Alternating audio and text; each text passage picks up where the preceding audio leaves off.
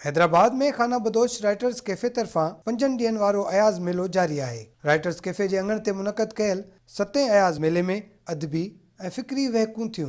अयाज़ जो शाह जे रिसाले जो मंज़ूम उर्दू तर्जुमो खे डॉक्टर शेर मेहराणी मॉडरेट कयो, जॾहिं त अयाज़ ऐं अरोड़ साध बेलो ऐं सामी जे उनवान वारी वहक खे सिंध टीवी न्यूज़ सखर जे bureau chief Shaukat Noonari moderate कयो। शेख अयाज़ जेको आहे न, इहो अहिड़ो शाइर आहे जंहिंखे असां पूरी दुनिया में प्राउड सां फ़ख्र सां पेश करे सघूं था, जंहिं ते असां नाज़ कयूं था।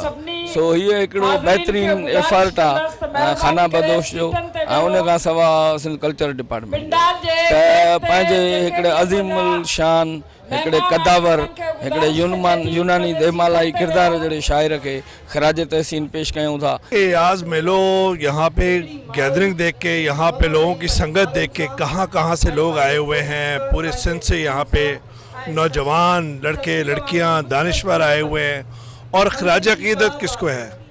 अयाज़ शेख अयाज़ को, और शेख अयाज़ की फ़लसफ़ा, शेख अयाज़ की शायरी, शाह लतीफ़ भिटाई की शायरी फ़लसफ़ा, ये है क्या?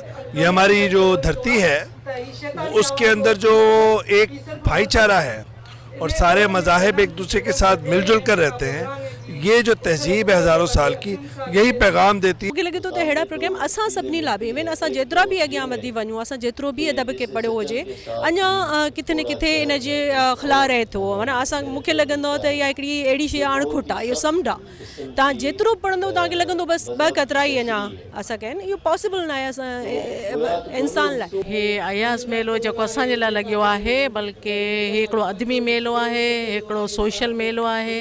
हिन मेले में असांखे इलाही कुझु सिखण जे लाइ, ॾिसण जे लाइ मिले पियो।